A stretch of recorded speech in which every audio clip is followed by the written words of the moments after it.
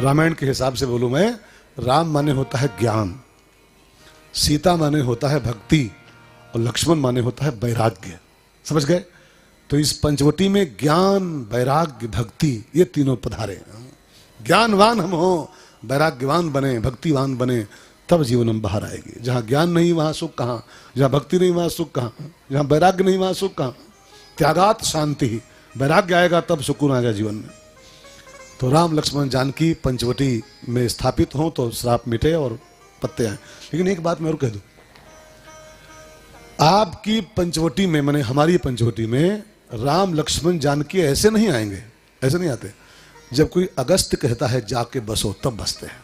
अगस्त माने क्या होता है? सदगुरु। सदगुरु। जब तक कोई गुरु राम को इंडिकेट नहीं करेगा कि प्रभु जी आज्ञा नहीं देगा, इस पंचवटी में जाके बस जाओ, तब राम बसते हैं। इसीलिए संतों ने कहा है, राम को पाने के पहले गुरु का पाना अनिवार्य है। जब तक गुरु सिफारिश नहीं करेगा आपकी पंचवटी की, यहां जाके बसो, यहां जाके बसो, तब तो राम नहीं आएंगे। अहिल्या पड़ी थी लाखों सालों से, लेकिन जब गुरु ने कहा है कृपा करो रघुवीर, तब कृपा हुई राम जी की। बिना गुरु के आदेश के राम कोई एक्शन नहीं लेते। अगस्त ने कहा है प्रभु परम मनोहर ठाऊं। और वास्तव में पंचवटी बड़ी मनोहर है, बड़े भाग मानुष तन पावा। अब इसको मनोहर न बना पाओ तो आपकी गलती है, बाकी भगवान ने दिया था बड़ा प्यारा शरीर, सुर दुर्लभ सदग्रंथन गावा, और इसको श्राप से ग्रसित कर दिए हो, रूखा सूखा जीवन जी रहे हो। गलती भगवान की नहीं है, गलती भगवान तो दिया था इसको, देवता भी पाने तरसते, वो दिया था। देवता भी इसको नहीं पा सकते, वो आपको मिला हुआ है। अब आप जी ना पाओ तो आपकी कमजोरी है।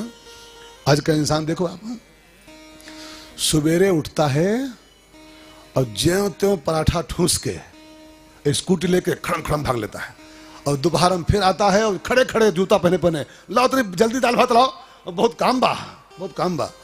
और फिर ज्यों त्यों खड़े खड़े भात ठूस करके भाग जाता है, और रात को 11 बजे आता है, बस बिस्तरा बिछाओ सो जाइए, बहुत थक गया ना। ये जिंदगी है? जिंदगी है? ये जिंदगी नहीं है, ये रूखी सूखी पंचवटी है। ठूस ठूस के पराठा खा रहा है, भागा जा रहा है, भागा जा रहा है। जिंदगी का सारा स्वाद भंग किए हुए अपने आप, अपने हाथों से। इसका दोष किसी का नहीं, आपका दोष है। इतनी आग क्यों लगाए बैठे हो यार? इतनी आग क्यों लगाए बैठे हो? क्या करोगे इतने पैसे का? आप क्या करोगे इतने पैसे? अगर मान लो 20 करोड़ पा भी जाए तो क्या करोगे उसका? फिर गद्दम भरोगे, तकियम भरोगे, फिर मोदी बोलेगा गुलाबी बंद आज से, ले फिर मरो। हाँ फिर मरो, हाँ फिर जूझाओ। हाँ इतने पैसे कौन काम यार? साईं इतना दीजिए जामे कुटुंब समाए, आग लगी है तो इंसान भागा जा रहा है। पंचवटी सब रूखी सूखी होगी इंसान की, ना बीवी से मिल पाता है, ना बच्चों से मिल पाता। कोई जिंदगी है यार? एक संत बोल रहे थे, अभी मैं आज ही सुन रहा था किसी महात्मा को, आज ही सुना था, बहुत प्यारी बात, कीमती बात। Listen to me. अपने बच्चों से पूछो आप कि आपका आदर्श कौन है, आपका आइडियल कौन है।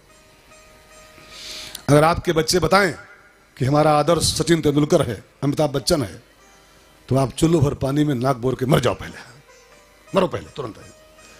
अपने बच्चों से पूछो कि बेटा आपका आइडियल कौन है, और आपका बच्चा बोले पापा मेरे आदर्श आप हैं, मेरे आदर्श आप हैं, मैं आपको फॉलो करता हूं, तब जानना कि आपका पापा होना सार्थक हुआ।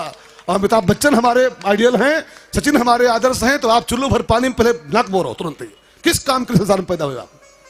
हमारे बच्चे हमको हमारा आदर्श माने कि हमारा पापा हमारा आइडियल है, तब माना कि आपका पापा बनना सार्थक हुआ। नहीं तो पंचवटी सब रुकी, हाय पैसा, हाय पैसा, रूखा सूखा जीवन, पैसे के पीछे इंसान जी रहा है। भाई बहनों अंधे मत बनो, बहुत बहुत है भगवान का दिया हुआ। इतना कम है क्या? इतना है उतना कम नहीं है ना? जरा गाओ सब लोग, मुझे तूने मालिक जितना दिया है उतना कम नहीं दिया है, बहुत है, इतना बहुत है। एक सेठ था ना, उसने अपने मुनीम से पूछा कि मुनीम जी अगर हम दुकान फैक्ट्री सब बंद कर दें, सब काम बंद कर दें, तो कितना पैसा है अपने पास की कई पीढ़ी खाएंगे बैठे बैठे। तो मुनीम ने सब बनाया, कैलकुलेट किया, फिर कहा सेठ जी अगर आज से ही सब बंद कर दो आप, तो 9 पीढ़ी आपकी बैठे बैठे खाएंगे, 9 पीढ़ी। अब सेठ अपना माथा, हाय भगवान का होई, हाय भगवान का होई। का क्यों रो रहा है सेठवा? का 10वीं पीढ़ी तो भूखी मर जाएगी। हो रहे 9 तक का है, लेकिन 10वीं मरेगी, सेठवा मर रहा है, छाती कुट रहा है। आग लगी है जीवन में कि पर पोता और चर पोता और पर पोता, हाँ? बैठे बैठे खावे, हाँ? यह मरा जा रहा आदमी खाली बस अपना सब जीवन भंग के, आनंद भंग के जीवन का। मस्ती लो यार, भगवान ने जो दिया है उसको, उसका आनंद लो, हरि को भजो। हाँ? मुझे तूने मालिक बहुत कुछ दिया है, मुझे तूने मालिक बहुत कुछ दिया है, तेरा शुक्रिया है, तेरा शुक्रिया है। मुझे तूने मालिक बहुत कुछ दिया है, तेरा शुक्रिया है, तेरा शुक्रिया है।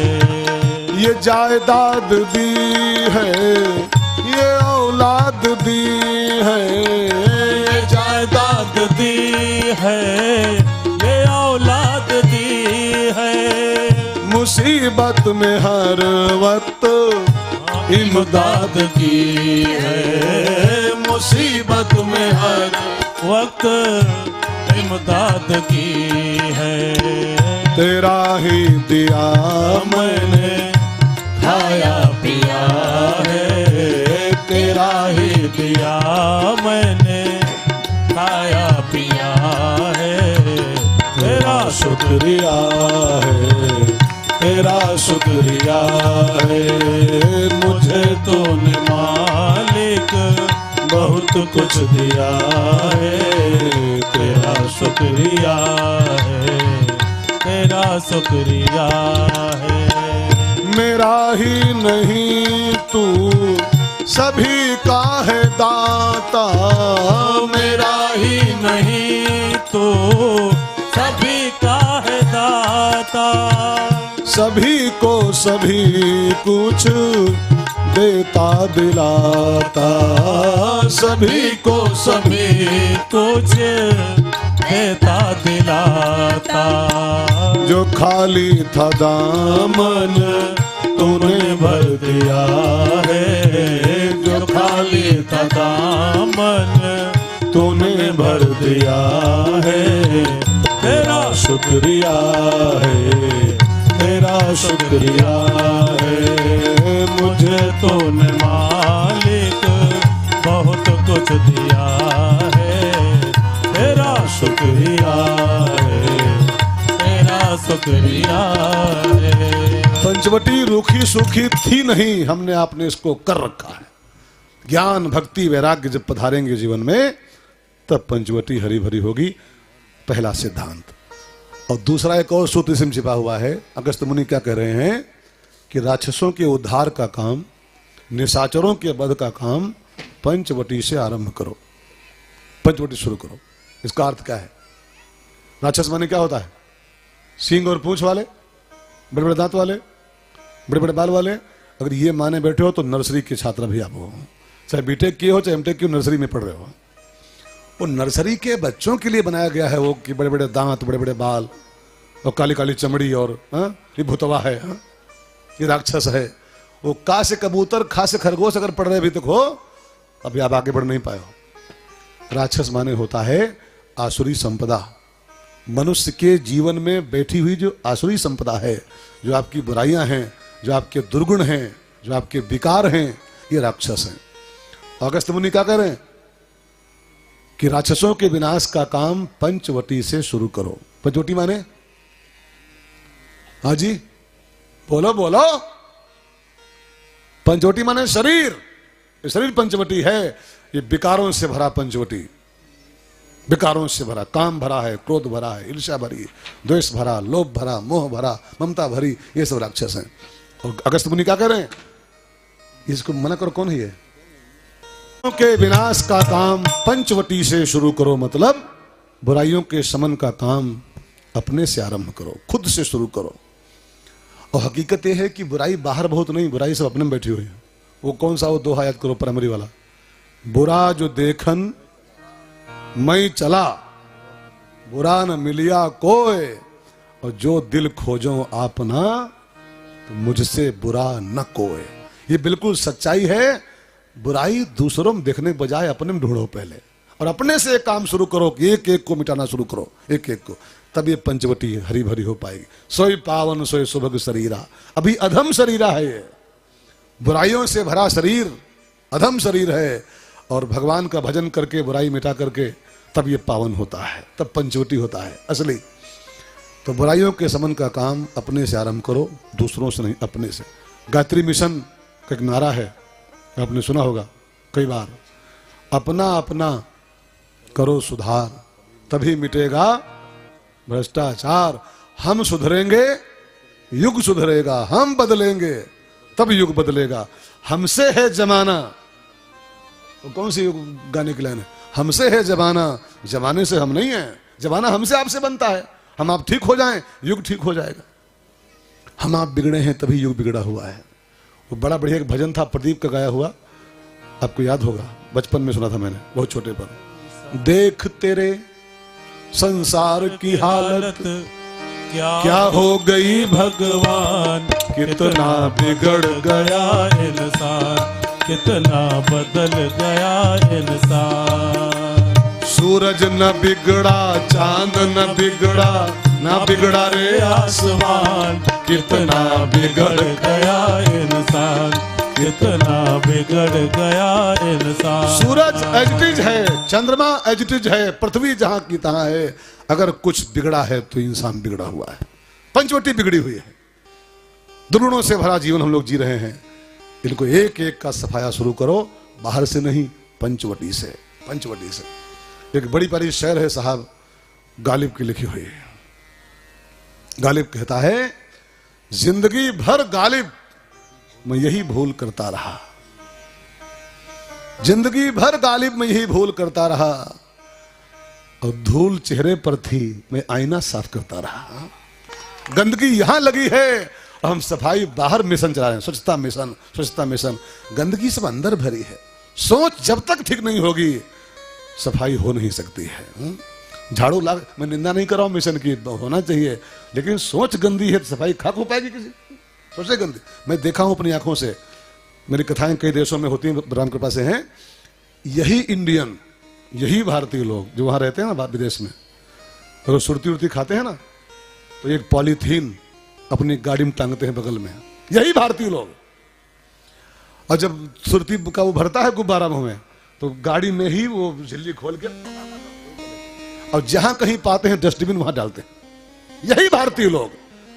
और यही भारतीय जब इंडिया, वही लोग जब इंडिया में आते हैं तो खाएग श्याम बहार और फलाक गुब्बारा दोनों। अब देश खाक साफ हो पाएगा ऐसे?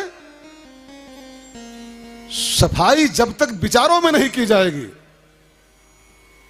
तब तक देश वास्तव में साफ नहीं हो सकता है। मिशन शुरू करो अपने से, अपने से।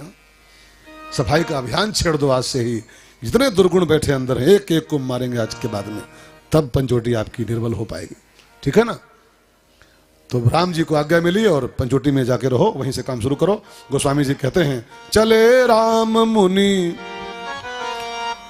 आय सुपाई, चले राम मुनि आय सुपाई, तुरत ही पंच वटी नियराई, तुरत ही पंच वटी नियराई। अगस्त मुनि की आज्ञा पाते ही राम जी तुरंत प्रस्थान किए। और महाराष्ट्र में एक जिला है नासिक, गोदावरी नदी है, गोदावरी, उसी के तट पर गोदावरी निकट प्रभु रहे परन ग्रह छाए। गोदावरी के तट पर राम जी ने निवास किया है। मैं एक बात कहूं ना भाई बहनों, एक नदी गोदावरी है एक नदी गोदावरी, लेकिन मैं कहूं हिंदुस्तान की हर नदी गोदावरी ही है, गोदावरी ही है। गोदावरी में जानते क्या होता है? जो पूरे संसार को अपने गोद में जगह दे सकती है, चाहे जो आ जाए, आ बेटा आ जा, आ बेटा आ जा। इस अर्थ के मुताबिक जो किसी को इनकार न करे गोदी लेने से, अपनी आ डुबकी लगा ले, आ नहा ले, आ बेटा गोदी में आ जा। गोदावरी, गोदावरी है। तो खाली गोदावरी ही नहीं, संसार की हर नदी, चाहे गंगा हो, चाहे जमुना हो, चाहे सरजू हो, चाहे गोमती हो, सब गोदावरी ही हैं। वो अपनी गोदी में लेने को एक एक इंसान को तैयार बैठी। तुम गंदे हो, शुद्ध हो, अशुद्ध हो, हिंदू हो, मुसलमान हो, सिख हो, ईसाई हो, जो हो, आओ आओ मेरी गोदी में आ जाओ। तो गोदावरी निकट प्रभु रहे परन ग्रह छाए। और राम जी गोदावरी तट पर पंचवटी में निवास करना शुरू किए थे। बस लास्ट मोमेंट में मैं चल रहा हूँ घड़ी के मुताबिक, बस बहुत कम समय बचा है मेरे पास। एक छोटी सी बात बची, इसको सुन लो। एक बार प्रभु, पंचवटी घटना है, गोदावरी तीर पर्णशाला के सामने थोड़ा चबूतरा है, राम जी बैठे थे। हल्की हल्की धूप थी, नवंबर का महीना था, 18-19 नवंबर था। हाँ 18 था। हाँ। हल्की हल्की गुलाबी गुलाबी धूप थी और राम जी नहा के आए थे और बस बैठे थे सुखासन में। धूप से विटामिन डी ले रहे थे। विटामिन डी लिखा नहीं है, ये है कुछ बातें यार कॉमन सेंस की होती हैं। नवंबर में धूप चाहिए होती इंसान को, ले रहे थे। तो एक बार प्रभु सुख आसीना, एक बार प्रभु सुख आसीना, लक्ष्मण बचन कहे चलहीना।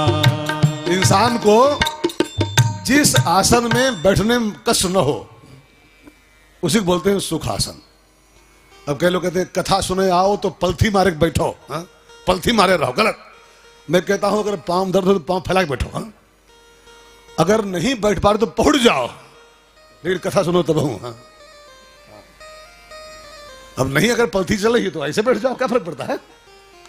वज्रासन में सुखासन का अर्थ होता है जिस पोजीशन में आपको तकलीफ न हो।